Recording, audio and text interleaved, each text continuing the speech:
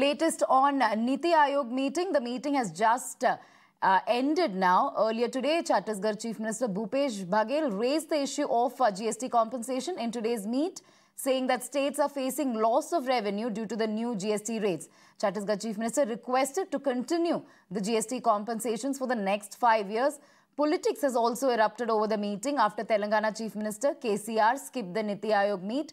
Chief Minister's son KTR took a dig at centre. He tweeted that neither the Prime Minister nor his cabinet care about Niti Aayog's advice and show it utter contempt and disregard. Meanwhile, Union Minister Kaushal Kishore slammed KCR, saying that he should have attended the meeting and voiced his concerns on the Aayog instead of boycotting it. Telangana के chief minister को भी अब meeting attend करनी चाहिए थी, क्योंकि उन्होंने boycott कर दिया और कहा कि नीति आयोग एक यूजलेस ऑर्गेनाइजेशन है। सर देखिए, ऑर्गेनाइजेशन कोई भी यूजलेस नहीं होता जी, और ये बात बाइकाट करके ना करके यहाँ आ करके बोलना चाहिए था कि कैसे यूजलेस है, उसको सिद्ध कर पाते, तो सिद्ध नहीं कर पा सकते थे, इसलिए कुछ ना कुछ बोलना था, इसलिए बाइकाट जो किया वो गलत है। मैं समझ रहा हूँ नीति आयोग में ही आकर के अपनी बात कहते तो ज़्यादा बेहतर।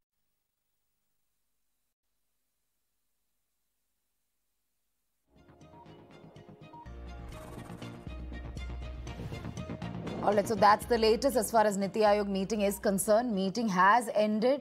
In fact, earlier today, Chief Minister of Chhattisgarh Bhupesh Baghel raised the issue of GST compensation, saying that states are facing loss of revenue due to the new GST rates. And several ministers also boycotting. Payment मिल जे, जे गन्ने दी payment time ते मिल जे, ता गन्ने वाले जेडे किसान ने, वो क्यों इधर उधर जाणगे, जे उन्हां नूं गन्ने चों फायदा हुंदा। सो मैं इसे करके कहा कि फसली विभिन्नता लियाउण लई ਤੁਸੀਂ ਸਾਡੀ ਆਰਥਿਕ ਮਦਦ ਕਰੋ। ਅਸੀਂ ਵਿਗਿਆਨੀਆਂ ਤੋਂ ਦੁਨੀਆ ਭਰ ਦੇ ਵੱਡੇ ਵੱਡੇ ਵਿਗਿਆਨੀਆਂ ਨੂੰ ਅਸੀਂ ਆਪਣੀ ਧਰਤੀ ਦਾ ਸਰਵੇ ਕਰਵਾ ਰਹੇ ਹਾਂ, ਕਿੱਥੇ ਕਿੱਥੇ ਪਾਣੀ ਹੈ, ਕਿੱਥੇ ਰੀਚਾਰਜ ਹੋ ਸਕਦਾ, ਕਿੱਥੋਂ ਨਿਕਲ ਸਕਦਾ। ਸੋ ਇਹ ਗੱਲਾਂ ਅੱਜ ਹੋਈਆਂ ਨੇ।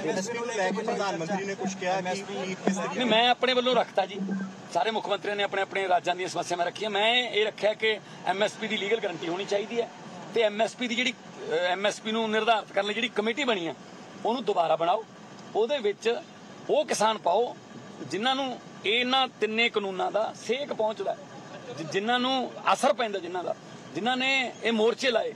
ਸੋ ਉਹਨਾਂ ਕਿਸਾਨਾਂ ਨੂੰ ਵਿੱਚ ਲਾਓ ਤਾਂ ਕਿ ਸਟੇਕ ਹੋਲਡਰ ਜਿਹੜਾ ਉਹਦੀ ਵੀ ਸੰਤੁਸ਼ਟੀ ਹੋਵੇ ਕਿ ਹਾਂ ਮੈਨੂੰ ਵੀ ਪੁੱਛ ਕੇ ਜਿਹੜਾ ਐਮਐਸਪੀ ਜਿਹੜੀ ਬਣਾਈ ਗਈ। ਹੁਣ ਐਮਐਸਪੀ ਜਿਹੜੀ ਕਮੇਟੀ ਹੈ ਉਹਦੇ ਵਿੱਚ ਜ਼ਿਆਦਾਤਰ ਮੈਂਬਰ ਉਹ ਨੇ ਜਿਹੜੇ ਕਿਸੇ ਨਾ ਕਿਸੇ ਤਰੀਕੇ ਨਾਲ ਇਹਨਾਂ ਕਾਨੂੰਨਾਂ ਦੇ ਪੱਖ 'ਚ ਰਹੇ। ਚੰਡੀਗੜ੍ਹ ਇਹ ਬੜੀ ਵੱਡੀ ਯੂਨੀਵਰਸਿਟੀਆਂ ਦੀ ਗੱਲ ਹੋਈ ਆ ਤਾਂ ਸਾਡੀਆਂ ਸਾਰੀਆਂ ਯੂਨੀਵਰਸਿਟੀਆਂ ਮੈਂ ਆਖਿਆ ਵੀ ਬਹੁਤ ਵਧੀਆ ਕੰਮ ਕਰ ਰਹੀਆਂ ਨੇ। ਪੰਜਾਬ ਯੂਨੀਵਰਸਿਟੀ ਚੰਡੀਗੜ੍ਹ ਬਾਰੇ ਤਾਂ ਰਾਜ ਸਭਾ ਦੇ ਵਿੱਚ ਜਵਾਬ ਦੇ ਦਿੱਤਾ ਗਿਆ ਕਿ ਉਹਨੂੰ ਕੋਈ ਛੇੜਿਆ ਨਹੀਂ ਜਾਊਗਾ। ਤਿੰਨ ਉਹਦੇ ਕਾਰਨ ਦਿੱਤੇ ਗਏ।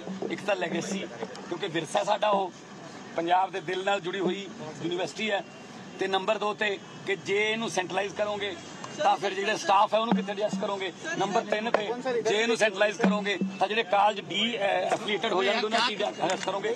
ਸੋ ਇਹਨਾਂ ਨੇ ਇਹ ਜਿਹੜਾ ਮਨ ਹੈ ਉਹ ਖੜਤਾ ਸੈਂਟਰਲਾਈਜ਼ ਕਰਨ ਦਾ। ਸਾਡੀਆਂ ਚਾਰੇ ਯੂਨੀਵਰਸਿਟੀਆਂ ਜਿਹੜੀਆਂ ਨੇ ਉਹ ਚਾਰੇ ਯੂਨੀਵਰਸਿਟੀਆਂ ਉਹ ਬਹੁਤ ਵਧੀਆ ਕੰਮ ਕਰਾਂਗੇ, ਉਹਨਾਂ ਨੂੰ ਬਜਟ ਦੀ ਘਾਟ ਨਹੀਂ ਆਉਣ ਦੇਣੀ। आज नीति आयोग की 7वीं मीटिंग थी, मेरी पहली मीटिंग थी मुख्यमंत्री बनने के बाद, और दुर्भाग्य की बात यह है कि इससे पहले 3 साल किसी भी मीटिंग में पंजाब से कोई नहीं आया। इन्होंने चिट्ठियां बहुत निकाली कि आ जाओ मुख्यमंत्री, लेकिन हमारे मुख्यमंत्री ऐशोप्रस्त जिंदगी जी रहे थे उस समय। तो आज मैंने डिटेल में होमवर्क करके मैं गया था, डिटेल में मैंने पंजाब के मसले नीति आयोग में रखे, जिसमें सबसे बड़ा है जो फसल की विभिन्नता। हम लोग धान और गेहूं के चक्रव्यूह में फंस चुके हैं। हमारा पानी जो है वो 500-600 फुट तक नीचे चला गया, बहुत ही डेंजरस लेवल तक नीचे चला गया है। पंजाब के 150 जोन में से 117 जोन डार्क जोन में चले गए हैं। हम बहुत कुछ बीत सकते हैं, हमारी धरती बहुत जरखेज है, उपजाऊ है, फर्टाइल है, लेकिन हमें उस पे एमएसपी नहीं मिल रही। तो एमएसपी दो हमें, ताकि किसान कोई और फसल बीजे और उसको उतना ही फायदा हो जितना धान बीज कर होता है, और एमएसपी की लीगल गारंटी, और जो एमएसपी निर्धारित करने के लिए भी कमेटी बनाई गई है उसको दोबारा बनाया जाए, क्योंकि उसमें स्टेक होल्डर्स नहीं है। 26 मेंबर की कमेटी बना के 23 अपनी मर्जी से डालकर बोले 3 आप आ जाओ। अगर वहां पे कहीं वोटिंग हुई किसी मामले में तो 26 वर्सेस 3 क्या वहां पे स्टैंड रहेगा। तो इसलिए हमने कहा है कि जो असली किसान हैं उनकी संतुष्टि होनी चाहिए कि हम भी एमएसपी कमेटी में हैं जिन्होंने मीटिंग कारगर हुई, क्योंकि केसीआर ने कहा था कि कोई फायदा नहीं इस तरह की मीटिंग। देखो मैं वो उनकी बात है, लेकिन मैं बहुत ही उत्साहित होकर आया हूँ मीटिंग से। सुनी गई सर, बिल्कुल सबकी बातें सुनी गई हैं। सब दिया गया कोई पीएम की तरफ से? सब मुख्यमंत्रियों ने अपने अपने राज्यों की समस्याएं रखी हैं और 10 बजे से लेके लगभग 4:15 तक प्रधानमंत्री साथ में बैठे रहे, वो नोट भी करते रहे पॉइंट्स को। हमने उनको सुझाव दिए कि देखो भारत जब गेहूं के लिए तरस रहा था, यहाँ अकाल पड़ गया था, हम इंपोर्ट करते थे अमेरिका से गेहूं, तब पंजाब का किसान आगे आया। हरी क्रांति में उसने भारत को गेहूं के मामले में आत्मनिर्भर कर दिया।